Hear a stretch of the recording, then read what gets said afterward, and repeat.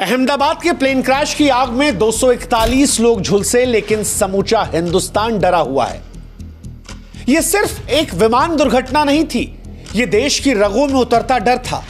एक ऐसा डर जो हमें हर एयर टिकट के साथ अब मिलेगा, हर बार हमारी आत्मा पर दस्तखत देकर सवाल पूछेगा कि क्या वो जो जली हुई लाशें हैं, जो शायद अब केवल एक आंकड़ा है, क्या वो हमारी भी हो सकती थी? क्या वो परिवार जो जलकर राख हो गया वो हमारा या हमारे अपनों का हो सकता था? और यह ख्याल समूचे हिंदुस्तान को डरा रहा है। इस डर से भारत को बाहर आने में वक्त लगेगा, क्योंकि यह डर हर उस इंसान का है जिसने कभी भी प्लेन में सफर किया है या सफर करने की प्लानिंग कर रहा था। क्योंकि अहमदाबाद से लंदन जाने वाली फ्लाइट में जो कुछ हुआ वो सिर्फ एक विमान में आग लगना नहीं था, यह आग हर भरोसे में लगी थी, हर उस मां के सपने में लगी थी जो अपने बच्चे से कहती है कि जा बेटा आराम से पहुंच जाना, हर उस पिता की उम्मीद में लगी थी जो एयरपोर्ट पर खड़ा हाथ हिलाकर ये कहता है और सोचता है कि बस कुछ ही घंटों में मेरा बच्चा पहुंच जाएगा, वहां पहुंचकर फोन करेगा। अब वो सीट नंबर सिर्फ जले हुए टुकड़े हैं।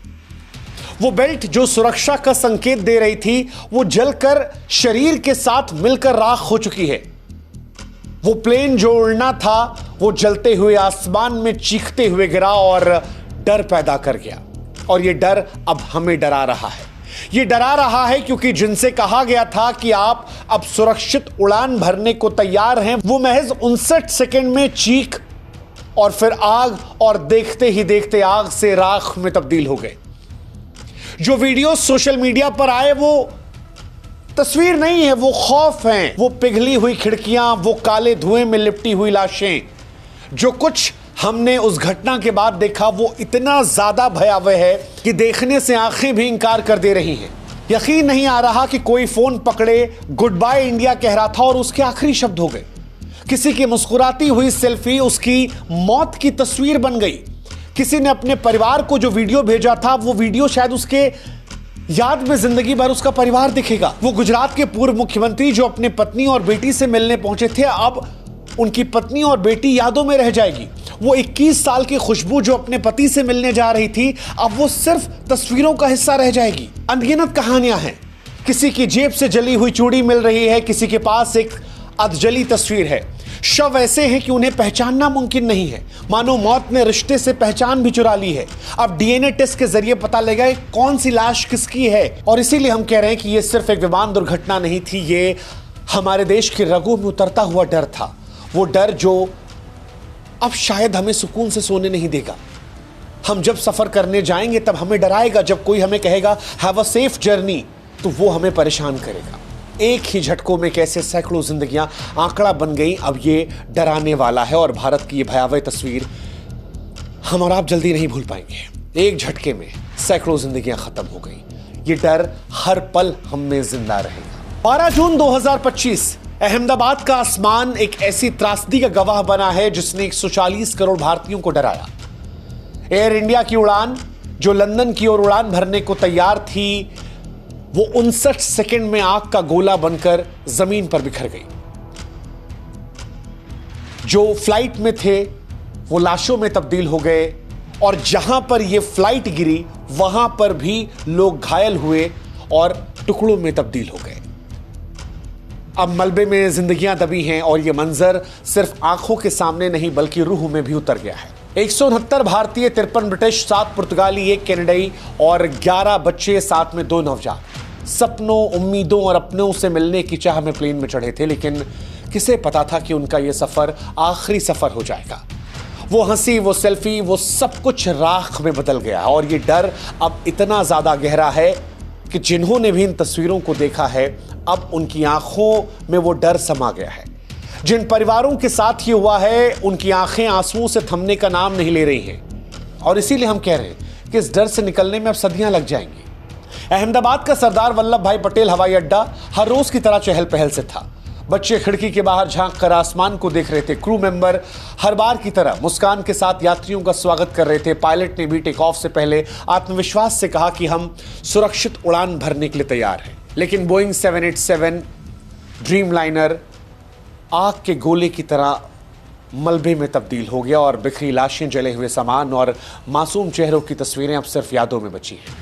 आलम यह है कि लाशें उठाने के लिए ठेलों को लाया गया। वो सज धज कर तैयार होकर किसी से मिलने, किसी के साथ काम करने, कोई अधूरी दास्ता को पूरा करने जो लोग निकले थे, वो ठेले पर लाद लाद कर लाशों की तरह जा रहे थे। सिर्फ एक आंकड़े बन गए थे। वो पिता जो अपनी बेटी को लंदन में पढ़ाने का वादा कर रहा था, वो नई नवेली दुल्हन जो अपने पति से मिलने जा रही थी, सब कुछ खत्म हो गया, सब कुछ खत्म हो गया। अब कई कहानियां हैं जो आंसुओं का समंदर बन गई हैं, जैसे जोशी परिवार की कहानी। राजस्थान के बांसवाड़ा का एक खुशहाल परिवार लंदन में नई जिंदगी की शुरुआत करने जा रहा था। डॉक्टर प्रतीक जोशी और उनकी पत्नी डॉक्टर कामिनी जोशी, जो भारत में अपनी सेवाएं दे चुके थे, वो 3 बच्चे, 10 साल की राध्या, 7 साल के काव्य और 4 साल की माही के साथ प्लेन में चढ़े थे। बच्चे नई स्कूल की बातें कर रहे थे, लेकिन सब कुछ एक पल में खत्म हो गया। अब उनके घर में सन्नाटा है, हंसी सिर्फ तस्वीरों में बची है। उनके रिश्तेदार जो विदाई देने के लिए आए थे, वो यकीन नहीं कर पा रहे कि 59 सेकंड में कैसे सब कुछ खत्म हो गया। 21 साल की खुशबू, जो शादी के 3 महीने बाद पहली बार अपने पति से मिलने लंदन जा रही थी, उसकी आखिरी सेल्फी उसकी मां के लिए बड़ा दर्द है। वो सेल्फी जिसमें मुस्कुराते हुए वो प्लेन की खिड़की से बाहर देख रही थी, अब आंसुओं का समंदर बन गई है। खुशबू की मां बताती हैं कि वो कह रही थी कि मां, मैं जल्दी वापस आ जाऊंगी, लेकिन अब वो कभी नहीं आ पाएगी। 22 साल की नंगाथोई शर्मा, मणिपुर के थौबल जिले की बेटी, जिसने अप्रैल 2023 में एयर होस्टेस बनने का सपना पूरा किया था, अपनी मुस्कान से हर यात्री का दिल जीतती थी, अब उसकी तस्वीरें उसकी आखिरी निशानी है। उसके परिवार, उसकी मां का रो रो कर बुरा हाल है और यह दर्द कोई समझ नहीं सकता। गुजरात के पूर्व मुख्यमंत्री विजय रूपाणी, जो अपनी पत्नी और बेटी से मिलने लंदन जा रहे थे, वो भी इस हादसे का शिकार हो गए। उनको लेकर यह खबर आई कि उनको 1206 नंबर बहुत पसंद था, उनकी गाड़ी का यह नंबर था। और यह इत्तेफाक देखिए कि आज 12 जून 2025 है, 6वां महीना, 12/6 आज तारीख है। इसे आप संयोग कहेंगे या नियति का क्रूर मजाक।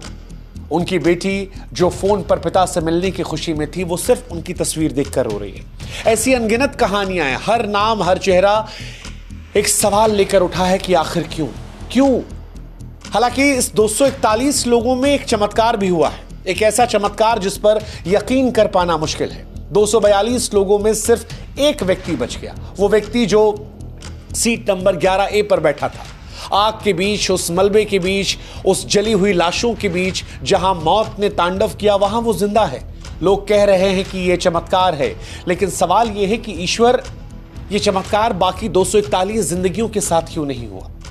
हम खुश हैं कि विश्वास साहब की जिंदगी बच गई, हम खुश हैं कि उनके परिवार के आंखों में आंसू नहीं आए, लेकिन वो 241 चेहरों के बीच जब यह चमत्कार दिखता है तो सवाल ईश्वर से भी होता है कि हे ईश्वर, उन 2 मासूमों को बचा लिया होता, उन परिवारों को बचा लिया होता, उन बुजुर्ग बूढ़ों को बचा लिया होता, उन महिलाओं को बचा लिया होता, उस क्रू को बचा लिया होता जो हर बार सुरक्षित यात्रा की कामना करती है। और क्या उनकी जिंदगी इतनी सस्ती है? राम विश्वास कुमार की कहानी चमत्कार हो सकती है, लेकिन बाकी 241 परिवारों के लिए ये सवाल बनकर रातों की नींद छीन रही है, क्यों सिर्फ एक भगवान, क्यों सिर्फ एक, क्यों बाकी 241 नहीं? क्या उन 241 जिंदगियों का भगवान कोई मोल नहीं? ये सवाल आज हर उस शख्स के दिल में है जो अपने परिवार को अलविदा कहकर सफर पर निकलता था, क्योंकि इस घटना को देखकर यह एहसास होता है कि यहां हम भी हो सकते थे, यह हमारा भी परिवार हो सकता था। एक तरफ विश्वास साहब को देखकर खुशी होती है, लेकिन उन 241 को देखकर आंखें भर जाती है। सवाल उठता है, किसकी वजह से मौत हुई? कौन लापरवाह था? किस पर जिम्मेदारी दे? उड़ान भरते विमान क्यों गिर गया? एक्सपर्ट से बात करने पर पता चलता है कि पहली नजर में यह शायद ह्यूमन एरर हो सकता है। एक हेलीकॉप्टर जगह पर खड़े खड़े उड़ जाता है, लेकिन जहाज को एक फॉरवर्ड स्पीड चाहिए होती है और रनवे पर दौड़ना होता है। कुछ एक्सपर्ट्स कह रहे हैं कि शायद रनवे का पूरा इस्तेमाल नहीं हुआ, जिस वजह से जहाज को जरूरी फॉरवर्ड स्पीड नहीं मिली और वो टेक ऑफ नहीं कर पाया। 59 सेकंड में खत्म हो गया। पायलट ने हालांकि टेक ऑफ के तुरंत बाद आपातकालीन संदेश भेजा था, लेकिन कोई जवाब नहीं मिला। इससे कुछ लोग मानते हैं कि गंभीर समस्या थी। हालांकि 787 बोइंग जहाज जो है ये पहले क्रैश नहीं हुआ। इसको उड़ाने वाले दोनों पायलट्स जो थे वो काफी अनुभवी थे। ऐसे में कईयों का यह मानना है कि शायद दोनों इंजन खराब हो गए होंगे, क्योंकि इसमें 2 इंजन थे, एक खराब होता तो दूसरा चल जाता। और क्या दोनों खराब था? दोनों खराब था तो फिर उड़ान को आदेश क्यों दिया गया? बहुत सारे सवाल हैं। जवाब शायद जब ब्लैक बॉक्स के जरिए जांच पड़ताल होगी, सामने आएगा, तब देखा जाएगा। लेकिन आज सवाल यह है कि जिंदगी कितनी सस्ती है, कितनी सस्ती है। कश्मीर के पहलगाम में लोग जश्न मनाने गए, घूमने गए, छुट्टियां मनाने गए और मार डाले गए। और यहां पर भी देखिए, कोई अपनी पत्नी से मिलने जा रहा था, कोई पति से मिलने जा रहा था, कोई नौकरी करने जा रहा था, कोई बच्चे सुनहरे भविष्य का सपना लेकर दूर देश पहुंच रहे थे, कुछ ऐसे थे जो भारत घूमने आए थे और गुड बाय इंडिया कहकर निकले थे। और ये सब अब इस दुनिया में नहीं है।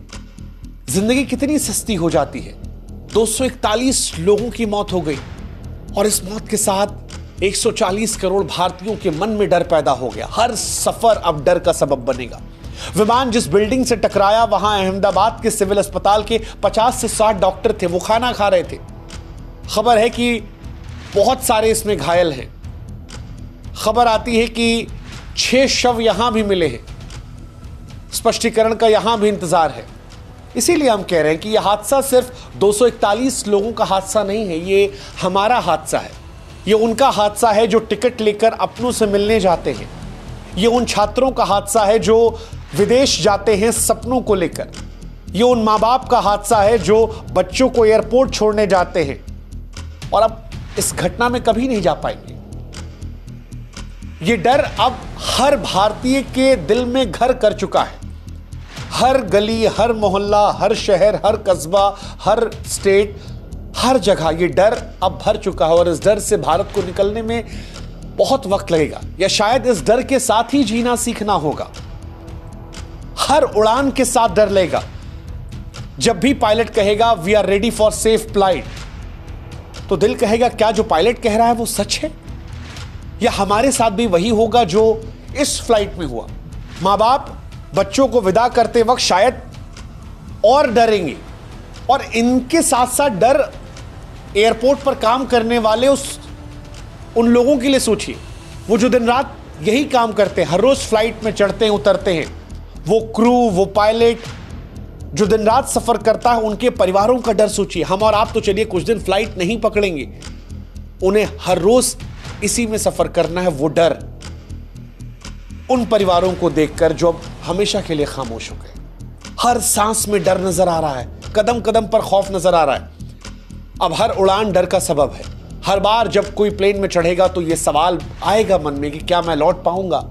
हर माता पिता जो अपने बच्चे को विदा करेंगे, वो जब कहेंगे कि बेटा जल्दी लौट कर आना, तो वो डर उनके मन में आएगा कि मेरे बेटे के साथ कहीं वो तो नहीं होगा जो अहमदाबाद में हो गया। वो हंसी, वो उत्साह, वो सपने जो हम अपनों को विदा करते वक्त एयरपोर्ट पर करते हैं, अब वो डराएंगे हमें। ये डर अब भारत के हर घर में घर कर गया है। टाटा ग्रुप ने हालांकि इस बीच मृतकों के परिवारों को 1-1 करोड़ रुपए देने का ऐलान किया है, लेकिन फिर वही कहानी है कि क्या करेंगे पैसे का जब जिंदगी ही नहीं रही। क्या वो पैसा उस मां के दर्द को खरीद सकता है जिसने बच्चे की लाश देखी? क्या वो उस पति की कमी को पूरा कर पाएगा जिसकी दुल्हन अब कभी नहीं लौटेगी? क्या उस बेटी उस मां के जख्मों को भर पाएगा जिसका पति अब इस दुनिया में नहीं रहा? क्या उस बच्चे की हंसी को लौटा पाएगा जो अपने पिता को हमेशा के लिए खो चुका? इसीलिए हम कह रहे हैं कि डर डरावना है। हालांकि भारत का इतिहास हादसों से भरा रहा है। 1996 का चरखी दादरी, 349 जिंदगियां एक गलती में खत्म हो गई थी। और इस बार 2025 का अहमदाबाद, हर बार वही सवाल, वही जवाब, पायलट की गलती, तकनीकी खराबी, सिस्टम की नाकामी, साजिशों की बात होगी। कुछ आ जाएंगे कहेंगे ये सुनियोजित साजिश है, लेकिन सच यही है कि हमारी जिंदगियां दांव पर होती हैं। हर बार हम अपनों खोते हैं और हर बार ये डर और गहरा हो जाता है और इस बार ये डर परेशान करेगा। ये डर हमारी जिंदगी का हिस्सा बन जाएगा। यह हादसा सिर्फ 241 जिंदगियों का नहीं, हर उस भारतीय का है जो सपना देखता है, अपनों से मिलने जाता है, नई शुरुआत की उम्मीद करता है। हर उड़ान में, हर सफर में, हर अलविदा में वो डर साथ चलेगा। हर परिवार, हर शख्स उस खौफ को जिएगा जो अहमदाबाद की सुबह ने उसे दिया। वो चीखें, वो आंसू, वो राख, ये सब हमारे साथ हैं। हर सांस में, हर धड़कन में, हर सपने में। और इस डर से निकलने में भारत को अब लंबा वक्त लगेगा, लंबा वक्त, क्योंकि ये सिर्फ एक हादसा नहीं था, ये डर हमारे वजूद का हिस्सा बन गया है।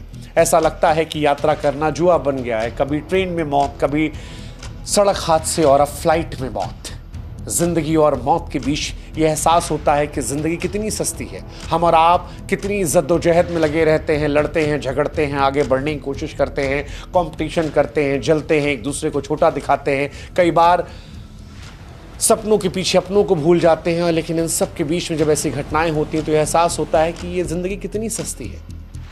हम कभी भी इस दुनिया से रुखसत हो सकते हैं। सोचिए 241 लोगों के सपने, उन 241 लोगों के ख्वाब, उनकी जद्दोजहद, उनके परिवार सब राख हो गए। और इसीलिए हम कह रहे हैं कि इस डर से भारत को निकलने में समय लगेगा। क्या ये डर चला जाएगा? जवाब शायद नहीं। हाँ, इस डर के साथ हम जीना सीख जाएंगे। बट ये डर बहुत डरावना है, जो बहुत डरा रहा है पूरे भारत को, जो शायद अब हमें उस तरह से सोने नहीं देगा, वो सुकून की नींद छीन लेगा, बेचैनी देगा कि हमारा कोई अपना भी इस तस्वीर का हिस्सा हो सकता था, या शायद हम भी। ये डर आता है।